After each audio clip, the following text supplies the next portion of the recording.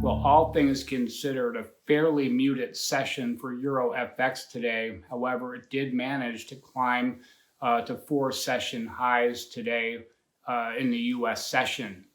It really started early this morning with the ECB. Nothing terribly out of the ordinary. They did raise GDP forecast. They did raise inflation forecast by 0.5% as well.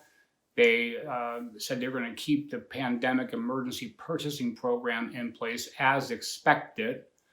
The gains became all of a sudden limited, though, as the ECB was construed as saying that they're ready and perhaps potentially able to make additional asset purchases from what they've done in February. And so from that point on, we saw German 10-year yields drop to a 3-week low of negative 36.7, albeit the Euro Stoxx 50 hit a year-to-date high during the session. So it became very muted. And going into the U.S. session, largely very, very good for the U.S. dollar. The jobless claims 4-month lows.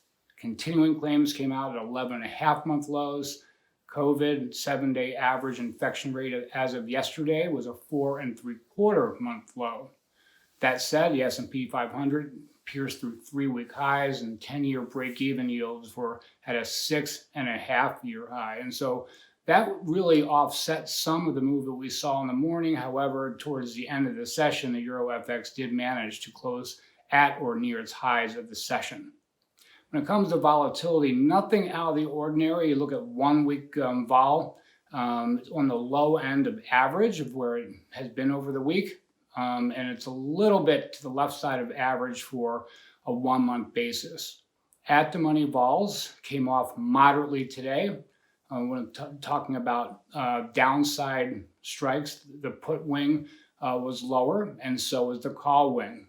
Skew, the difference between at the money and out of the money calls and puts, was down ever so fractionally, largely due to the changes in the variance in the call skew.